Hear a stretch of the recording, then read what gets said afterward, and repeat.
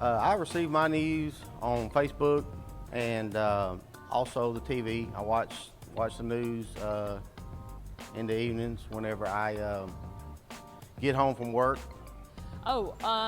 Sometimes I'll watch the news. More often than not, I'll catch things like online through social network, Facebook, or even checking out like Yahoo News or some of the online sites like that. I watch several news shows every morning. Watch the 3 o'clock news in the afternoon. Sometimes watch the 9 o'clock news at night at 11. That's basically. Read the paper, Sunday paper mostly, though. Well, I still see it being on TV, yeah, but most people have, in the tech world, with your smartphones, you can get TV, you can get YouTube, you can watch all kinds of stuff with your phone. No matter where you are, and that makes it real nice so that it's versatile, where you don't have to actually go to a television set or at home or anywhere to find out, what's going on in the world. You can get it right there on your phone. I think there's an advantage to a 6 o'clock news program just because you get local news. A lot of times you can't get that through the other things. But I think it's going to get harder and harder for local news networks to function because of the finances behind everything. Because I do think increasingly people just want to be able to hop online whenever they want and get whatever they want. And, for people to sit down at 6 o'clock or 11 o'clock for 30 minutes and watch the news, a lot of people don't do that anymore. It's dying down. Society changes with times and technology. I understand that. But who knows, one day we might have to go back to technology from 150 years ago. What you going to do then but read the newspaper?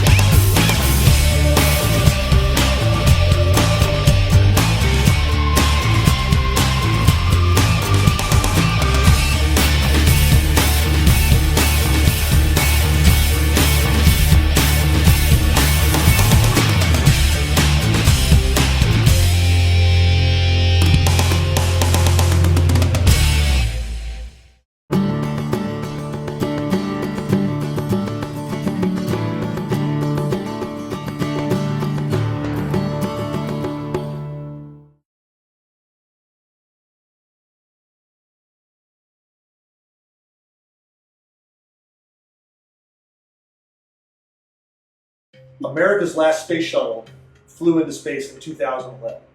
And after that last space shuttle went to space, NASA closed down the space shuttle program. So we applied for various artifacts in the program that NASA made available to schools. Well, we did a little bit better than that. So not only do we have a tile from the actual space shuttle and pieces of an actual spacesuit, we actually have very large pieces of the actual shuttle. In fact, we have a space shuttle main engine nozzle. And that big nozzle, the reason it's so important, not only was it used on the space shuttle program, but it's also going to be used in NASA's next generation vehicle, which is called the Space Launch System. So we have a piece of NASA's past, but we also have a piece of NASA's exploration future sitting in our exhibit gallery. The only places you will see space shuttle main engine nozzles are at NASA facilities, the Smithsonian, and right here at Coca-Cola Space Science Center. Now, another piece came available about within the last year. We applied for that piece, and we had no concept that we would ever be chosen for this piece, because you see, the piece we applied for it's very big and it's very important. But amazingly, just within the last few months, we found out that that artifact has actually been donated to us. Well, in the mid-1970s, when NASA was developing the space shuttle program and system, they didn't want to build a full-sized model because this thing stood almost 200 feet tall.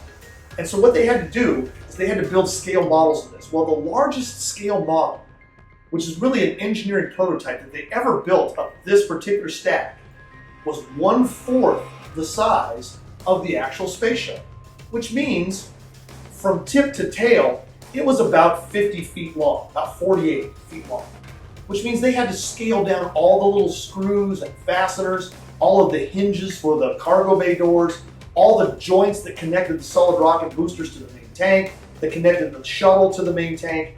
All of these things had to be scaled down, not only in size, but they also had to be scaled down in mass, but yet keep the same tensile strength and dynamic properties that the actual materials had.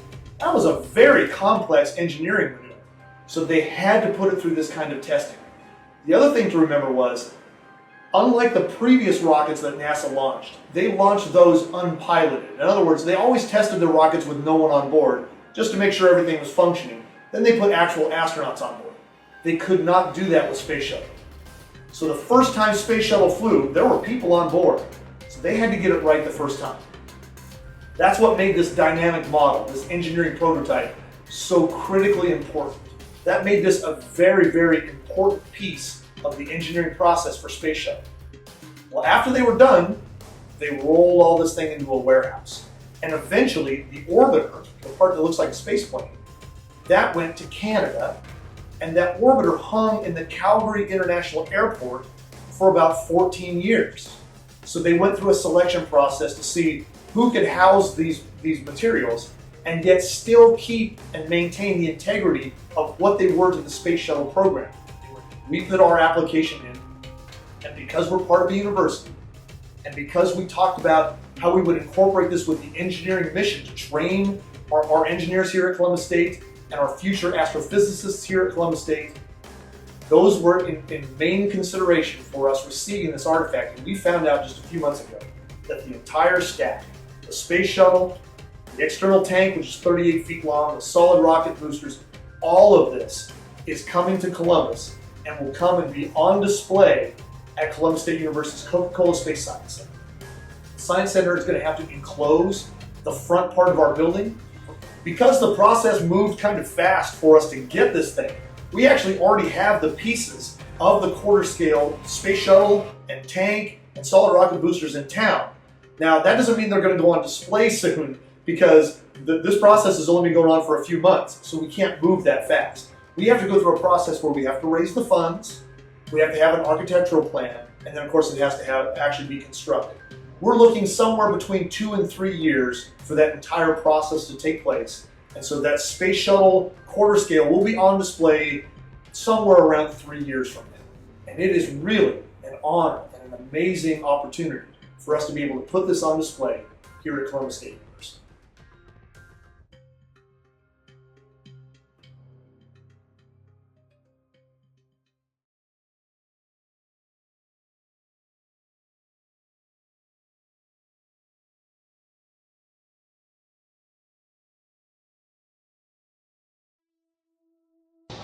but seems now more certain than ever that the bloody experience of Vietnam is to end in a stalemate. A truck filled with explosives was driven into Marine Battalion headquarters, a 4-story building, and the explosives were detonated. My fellow citizens, at this hour, American and coalition forces are in the early stages of military operations to disarm Iraq, to free its people, and to defend the world from grave danger.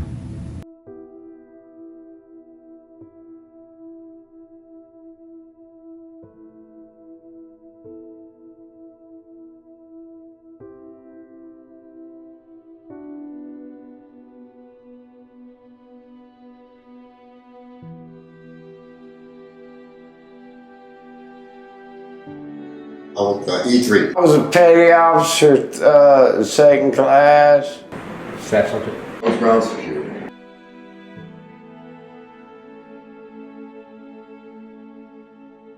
Well, now we into the military. I was a young, healthy man.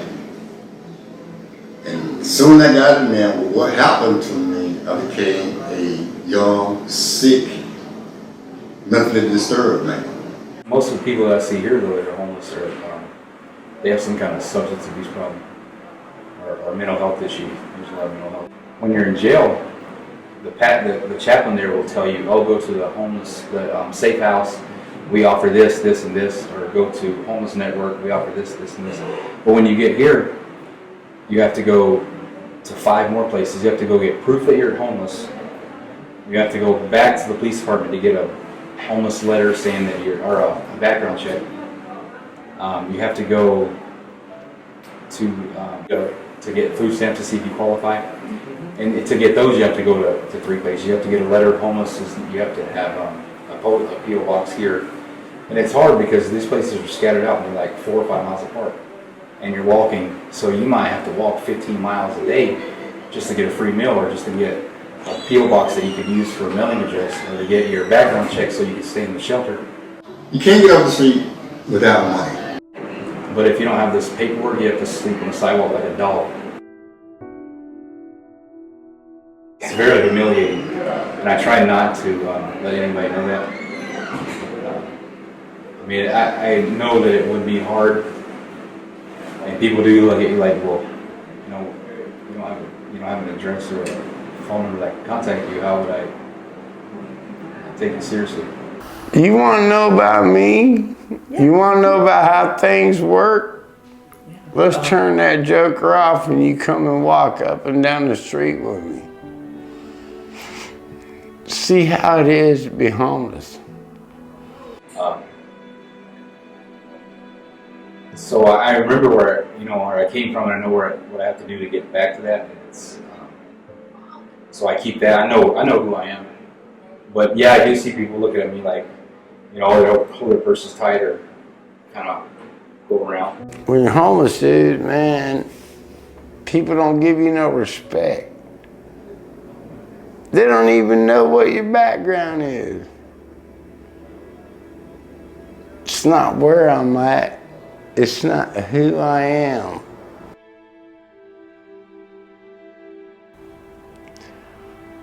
You can't do something when you're having to worry about getting a place, somewhere to go sleep, getting something to eat.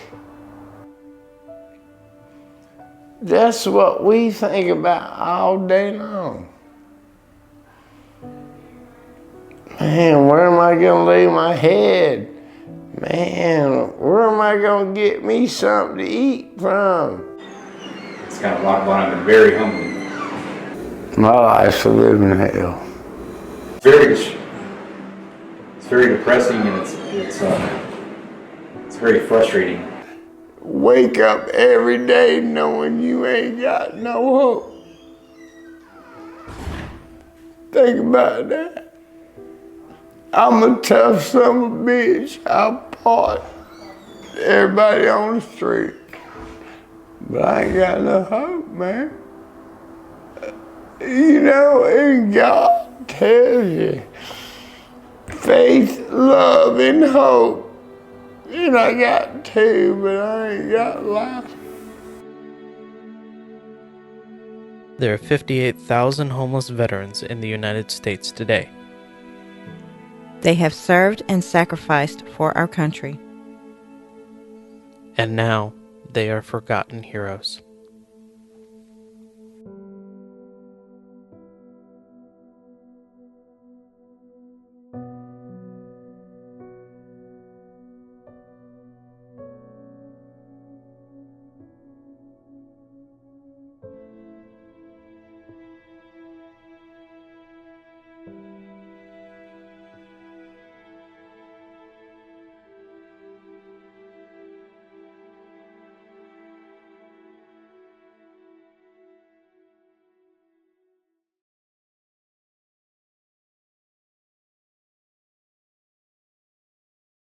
Hey, what's up everyone? I am Sophie and I'm here at Columbus State University at the Lumpkin Center where in less than 2 hours the Everybody is Beautiful fashion show will be going on. So let's go inside and check out what the models are feeling like and looking like before they hit the runway. I actually decided to model in the show because I'm a big advocate for women and just letting everyone know that it doesn't matter what shape, size, or color you are, everyone's beautiful. I'm here with Camila and she is one of the lovely models in the Everybody is Beautiful fashion show. So tell us, what made you want to participate in this particular fashion show? It was actually a crazy moment. Like, I never even thought that I was going to be a model. Really? But it's been like a really great experience. Okay. I'm here with Reagan Smith. She is one of the coordinators for the Everybody's Beautiful fashion show. So can you tell us a little bit of information why the name is Everybody's Beautiful fashion show? Yeah, absolutely. Women in the media and in society are portrayed a certain way, and we wanted to show women that you don't have to be a certain size or a certain type of beauty to be beautiful. You are beautiful because you are you, and you are made to be you. And if everyone was the same, that'd be really boring. So we really wanted to make sure that everyone expresses their own individuality, their own beauty, and just works their own way.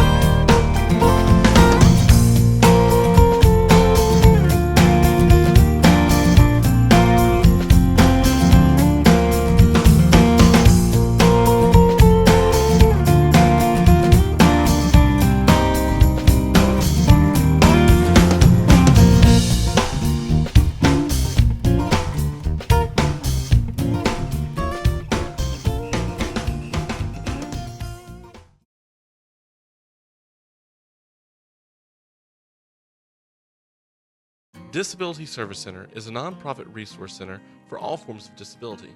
DSC offers seminars and workshops in reading Braille, American Sign Language, disability etiquette, resume writing, job training, and so much more. With access to DSC, you can find the resources you will need to live independently and reach your goals. Make contact by calling 706-322-2202 or visit disabilityservicecenter.org. Call Disability Service Center today for all your disability resource needs.